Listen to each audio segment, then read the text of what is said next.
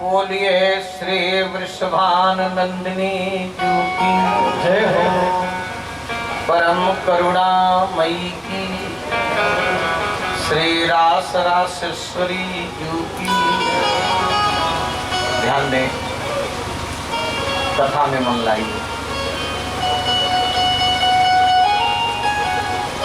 श्री किशोरी जी की कृपा, किशोरी जी की दया की छत्र छाया में बैठ करके हम लोग सुना था रास का रस ने। भगवान की रास लीला ये देह की लीला नहीं है, ये आत्मा की लीला है।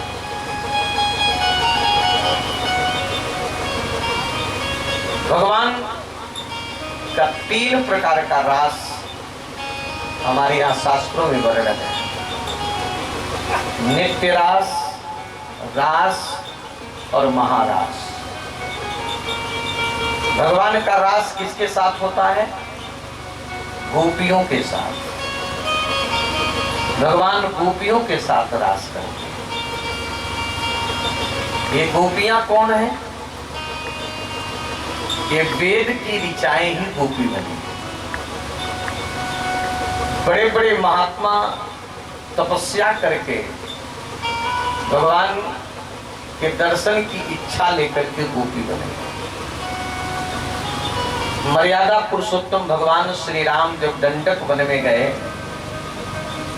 तो दंडकवासी संतों ने जब राम जी के सुंदरता को देखा तो उनके मन में कांता भाव जागृत हो गया और संतों ने सोचा कि हमारे पति होते, हम इनकी पत्नी होती। तो भगवान कहे कि मैं मर्यादा पुरुषोत्तम हूँ, अभी नहीं।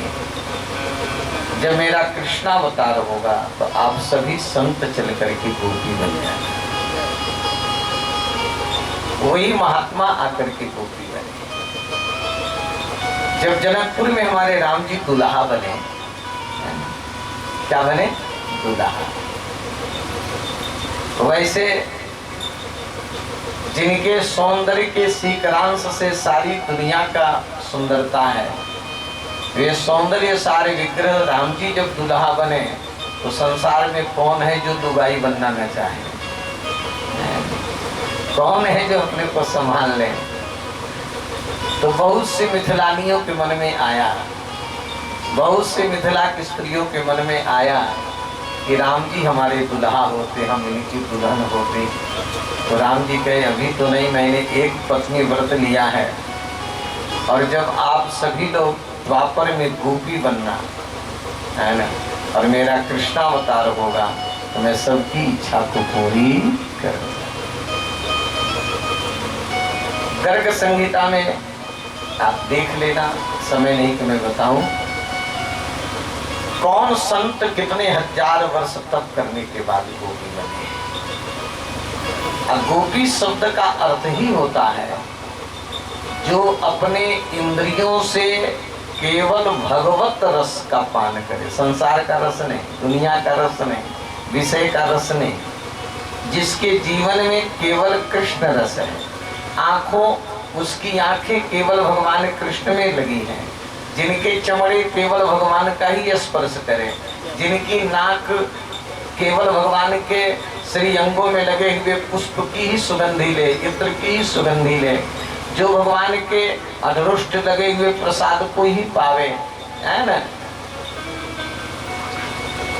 जिसने सारे अपने इंद्रियों को भगवान के चरणों में लगा दिया है, जो अपने इंद्रियों से भगवत, गो माने इंद्रियां, पी माने पीने वाली, जो अपने इंद्रियों से केवल भगवत रस, कृष्ण रस, राम रस पिए, वही है गोपी, वही है।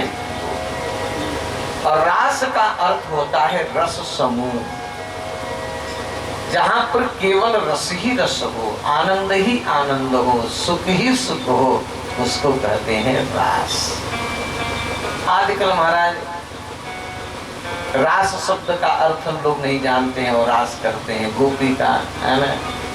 इसलिए जब वाक्यों का, है ना, शब्दों का अर्थ समझ में आ जाएगा तो उसका विशेष आनंद मिलेगा।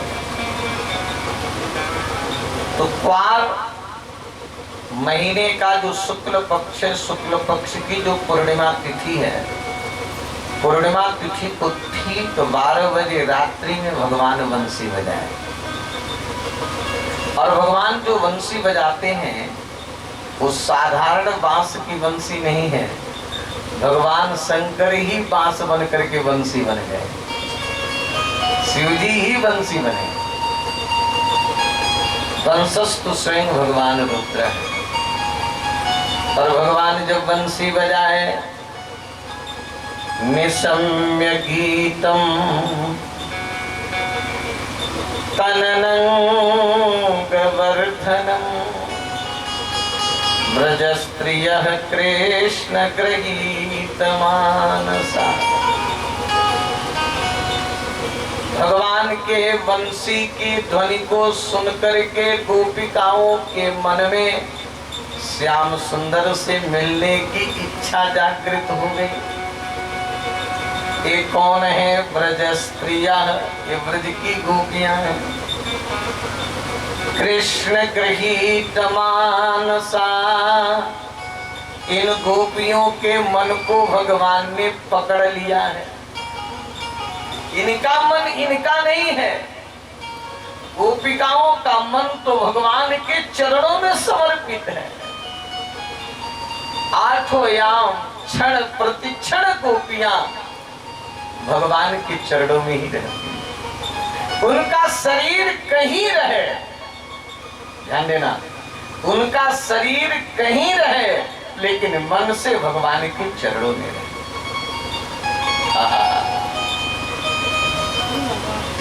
मन का संबंध ही प्रबल संबंध है। दूरी कितनी भी, जैसे हमारे मास्टर साहब आए सहसा से, सहसा से कथा में, और सहसा से कह रहे थे महाराज जी, तो भले आप सहसा में थे लेकिन आपका मन कथा में तो था, तो आप कथे में। जो जहां मन होता है ना वो ही रहता है, लेकिन आप कथा में बैठे हो और आपका मन चला गया है बम्बई ना, तो आप कथा में नहीं हो, बम्बई में। तो शरीर की दूरी दूरी नहीं मानी जाती है, मन की दूरी मन जहां रहता है वहीं हम रहते हैं। मन का संबंध ही प्रबल संबंध माना। तो गोपिकाएं घर में रहती, शरीर से रहती, और मन से कहाँ रहती? भगवान के चरणों में। गोपियां जब बंसी की ध्वनि सुनी, ध्यान देना, तो जो जहां थी, जिस स्थिति में थी, उसी स्थिति में दौड़ पड़ी। देखो, माताएं, स्त्रियां कहीं चलती हैं तो पड़ोसी चाहे सहेली साथ में ले लेती, चलो सखी। लेकिन यहाँ पर कोई भी गोपियां सहेली नहीं ले रही। जहां से वंशी की ध्वनि सुनी वहीं से दौड़ पड़ी, क्योंकि एक प्रेम की स्वरूपा है, प्रेम की अतिशयता इनके अंदर है। तो कैसे कैसे चल रही हैं? दोहन्त्योपजजौ काश्चित् दोहम हित्वा समुत्सुका। जो गोपियां गाय दुह रही थी तो गाय दुहना छोड़ करके भगी चली जा रही। और सुन लीजिए, परिवेशयन्त तदहित्वा पायन्त्यः शिशून् पयः। जो गोपियां अपने पतियों को भोजन परोस रही थी,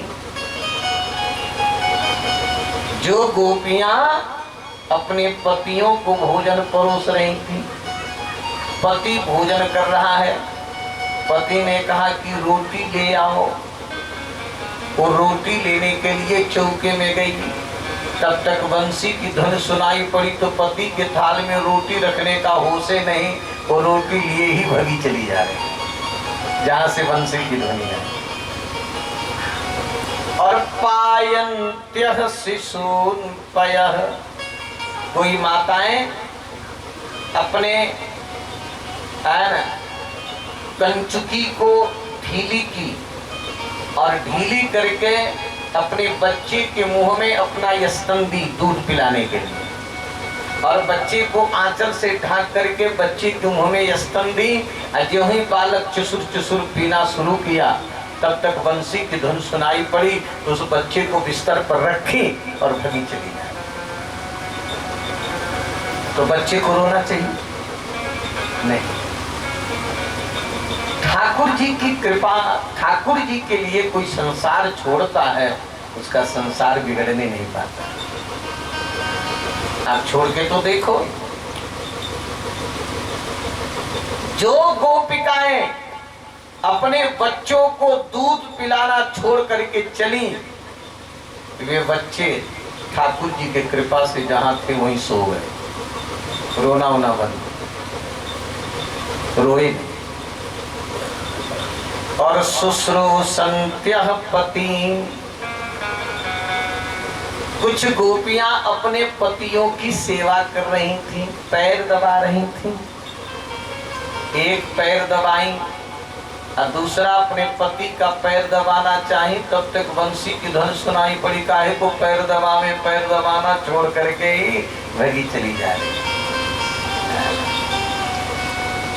और सुनिए, अपास्य भोजनम, कोई गोपियां भोजन कर रही हैं, 2-4 ग्रास मुंह में गया है, हाथ जूठा, मुंह जूठा, हाथ में ग्रास, बंसी की ध्वनि सुनाई पड़ी। महाराज न भोजन जो हाथ में ली है, न नीचे रखने का होश, न मुंह धोने का होश, न हाथ धोने का होश, जूठे मुंह भगी चली जा रही,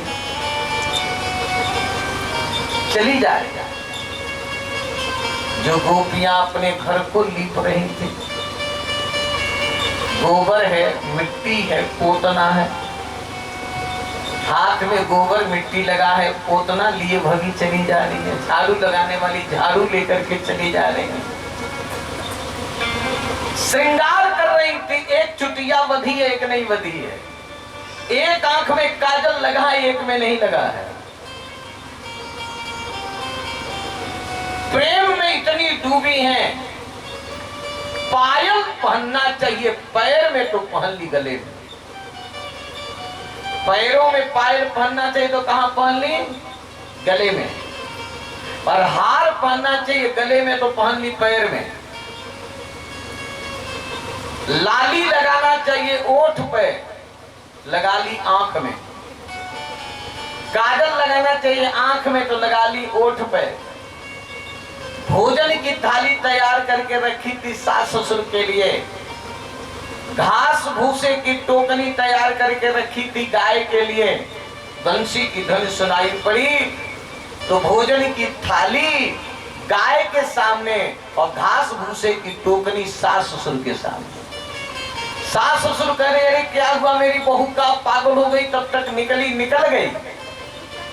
किसी के पति दौड़ रहे हैं, किसी के भाई दौड़ रहे हैं, किसी के पिता दौड़ रहे हैं पकड़ने के लिए, लेकिन गोपियों की गति इतनी तीव्र है कि कोई भी गोपियों को पकड़ नहीं पा रहा, भगी चली जा। लेकिन एक गोप बड़ा जबरदस्त निकला, वो दौड़ करके अपनी पत्नी को पकड़ लिया और अपनी पत्नी को पकड़ करके उसने कमरे में बंद कर लिया। कमरे में बंद कर दिया, बाहर से सिकड़ी लगा दिया। अंतर्गृह गता काश्चिद गोप्यो अलब्ध विनिर्गमा कमरे में बंद गोपी व्याकुल हो गई। उस गोपी ने कहा कि सुनो, तुम्हारा विवाह इस शरीर से हुआ, शरीर के साथ जो व्यवहार करना चाहते हो कर लो, लेकिन मन को प्रियतम के चरणों में समर्पित। शरीर को पकड़ने की शक्ति है तुम्हारे अंदर, लेकिन मेरे मन को पकड़ने की शक्ति नहीं। बैठ गई उसी कक्ष में, जिस कमरे में उसका पति बंद किया था उसी कमरे में बंद बैठ गई और आंख बंद कर ली, और आंख बंद करके भगवान का ध्यान करना शुरू किया। कृष्ण तद भावना दीप्ता दुर्मिलित लोचना, और ध्यान में ठाकुर जी को मिलने की विरह इतना तीव्र बढ़ा कि भगवान के विरह अग्नि में, विरह की अग्नि में उसके सारे संस्कार जल करके भस्म हो गए। विरह की अंतिम स्थिति प्राप्त हो गई। तो हरि व्यापक सर्वत्र समाना, हरि व्यापक सर्वत्र समाना, हरि व्यापक सर्वत्र समाना, हरि व्यापक सर्वत्र समाना, प्रेम से प्रगट हो ही मैं